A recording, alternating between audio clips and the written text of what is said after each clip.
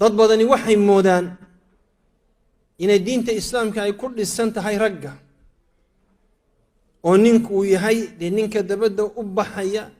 ee u soo quudinaya reerka hadduu u dagaal yimaado ninka gurmanaya ee reerkii difaacaya xaqiiqada iyo waaqicuna sida uu ka duwan yahay haddaynu dib iskugu noqono oo taariikhdii nebi maxamed sala allahu calayhi wasalam iyo taariikha alislaamba aynu eegno waxa inoo caddaanaya inay gabadhu ka muhiimsan tahay ragga oo meelo badan marka laga eego oo ilaahay subxaanahu wa tacaala suurati aali cimraan sheeku inooga sheekeeye sheekadaasoo ah sheekadii maryan hooyadeed imra'ati cimraan marka ilaahay subxaanahu wa tacaala ballan bay ugu qaaday inii nadartu laka maa fii batni muxarara bay tiri ilaahayow uurkan aan sido adaan ku siiyey ayadu marka waxay rajaynaysa oo ilaahay ka rajaynaysay inan uu noqdo oo masaajidka masjid alaqsa ka shaqeeya oo ama khatiiba ka noqdo ama imaam ha ka noqdo ama khaadim ha ka noqdo laakiin waxay rajaynaysa bay culammadu idhaahdaan inuu noqdo wiil ama inan masaajidka mas-uuliyaddiisa qayb qaada ilaahay bay u hortay markaa ilmaheedii inii nadartu laka maa fii batni muxarar waa khaalisan lilaahi subxaanahu wa tacaala ilaahay wuxuu qadiray markaas subxaanahu wa tacaala inay inan dhasho qaalat rabbi inii wadactuha untha ilaahay xaaladdii way isbedeshay bay tihi inan baan umulay waxaan umulay waa inantu rag uma khudbadayn karto rag ma tukin karto ragga ma dhex ordi karto waxaan moodayay muu noqonin caynkay weeye xaaladdii oo kale ilaahay wuxuu uhi wallaahu aclamu bimaa wadacat ilaahayna wuu og yahay waxay umushay walaysa adakaru kalunthaa xikmadda halkaa eeg walaysa adakaru kaluntha dakarku wiilku iyo habluhu isku mid maaha isku meel maaha waayo marka la eego meelo fara badan inanta ayaa ka faa'iido badan wiilka marka waxaan doonayaa maanta badoorka ay gabadha muslimadii ay ku leedahay iyo waajibaadka laga filayo inaynu wax ka yaro taataabano biidni illaahi subxaanahu wa tacaala mana jecli had iyo goor inaan cid cambaareeyo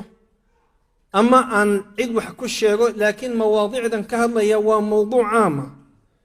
ma doonan inay dumarku halka ka soo boodaan ay dagaal inala galaan maanta laakiin waxaynu doonaynaa inaynu taataabano waxay leeyihiin iyo wixii lagu leeyahayba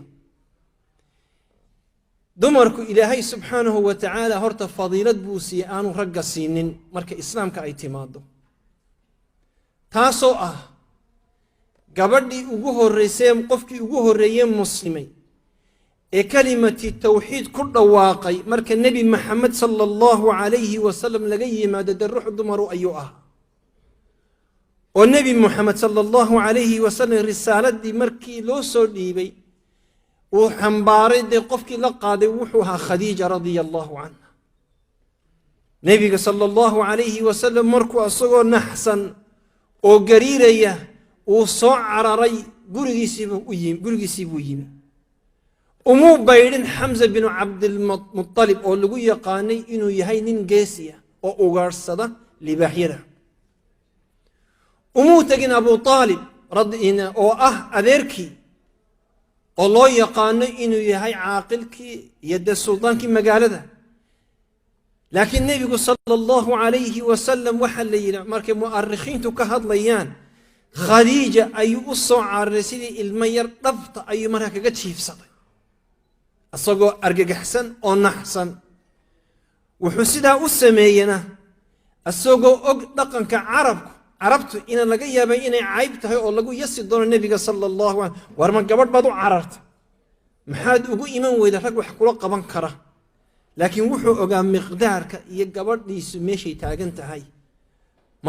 markii waa kii soo cararay ee yidhi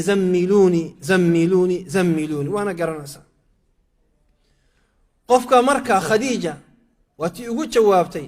كلا والله لن يخزيك الله أبدا إلهي ولقى يا الله كما حمين يمنحكم أردقايو وحنوقت هذا مركا قبرنا مسلمات دي إلهي سبحانه وتعالى ميل شرف لا أي كسي الدين الإسلام وها انت أقدر قف نفط الدين نفط لقى قادو إسلام آودي ولدي له ده وحي هيد سمية عمار nin umur iman islaamku qofkii ugu horeeyay dhintay ee dhigiisa dhulka la dhigay ee ruuxiisa laga qaaday islaamka aawadii islaamku waxay ahayd Sumay waxay ku tusay marka gabadhu muslimadda sharafta ay leedahay qiyaasa waxa ilaawina waxaynu ka hadlaynaa mujtamac ajiiba mujtamac hablaha aasi jiray dumarka kala dhaxli jiray gabadhu qiimo aanay lahayn inanka iyo odayga iyo adeerka kolba gabadha qofkii soo gaadha ayaa ka haysan jiray dumarka marka qaarkood ragga xitaa rag way amaahin jireen wuxuu oran jiray gabadhiisa wuxuu ku oran jiray orodoo hebel u tago uur ka soo qaad laga yaabo marka qaarkoodna si taariikhda inoogu sheegayso inay gabadhu intaasoo nin khaymad ay la gelayso kolba kii ay doontay ilmaha ay siinayso mujtamac baynu ka hadlaynaa marka aan dumarka qiimo siinin مع ذلك إلهي وحكم بلاوي قف مسلم قف يجوه الرجال مسلمة إنه نقضى قبل قف يجوه الرجال إنتانا ودين تنقول إنت إنه نقضى قف مسلمة أو قبل وحين تا النور ده قف يجوه الرجال حوله إسلام كأهري وحي هاي خديجة رضي الله عنها قبتها جرده الله يقانه أو حوله أو سين ما أنت إنه هو business lady oo loo yaqaan milyaneer inay magaalada ay ka tahay magaalada Makka ayay diintii Ilaahay xoolaheedii u hortay intaan la soo gaarin Abu Bakar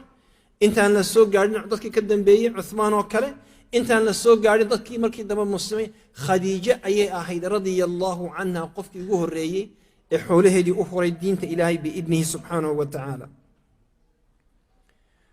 waxa inta inoo dheer haddii sheekadu caynka ay tahay markii nabigu sallallahu alayhi wa sallam uu soo haajiray waynu garanaa in hooyadii Abu Bakar hooyadii iyo dooray ka ciyaartay Asma bint Abi Bakr radiyallahu anha waxay ka ahayd dadkii nabigu sallallahu alayhi wa sallam uu doortay gabadh 9 bilood ilmo uura ku sidaas kama yaqul bacda al-mu'arrikhin gabadh foolanaysa oo 9 ki dhamaysay ama ku dhow ayay inta nabiga sallallahu alayhi wa sallam quudka u qaaday wuxuu maalinta cunayo ayay buurta la kori jirtay saddexdii cisho nabigu sallallahu alayhi wa sallam uu dhuumanayay day qofkii cuntada u geyn jiray wuxuu ahaa gabadh bay ahayd oo waxay ahayd Asma bint Abi Bakr radiyallahu anha gabadh fariida ayay ahayd oo nabigu sallallahu alayhi wa sallam kidana loo bixiya daat an-nitaaqayn waxaas oo waxaan uga jeedaa gabadha muslimadii door muhiima ayay ka ciyaartaa marka la eego diinta meel halbowla ana way kaga taala ummadda nabi maxamed sallallahu alayhi wa sallam waayo bi salaahiha hadday gabadhu hagaagto bulshadu way hagaagaysaa hadday gabadhu fasaaday xumaatana waynu taaban doonaa bulshaduna way xumaanaysaa gabadha oran jiray Sulaym oo dhashay Anas bin Malik bal xikmadeeda lagu tusaya waanu naqaan qisadeeda meer badanna waynu ka maqalay culimo fara badanna waynu ka dhageysanay Sulaym xikmadeeda bal eeg nabigu sallallahu alayhi wa sallam markii uu soo haajiray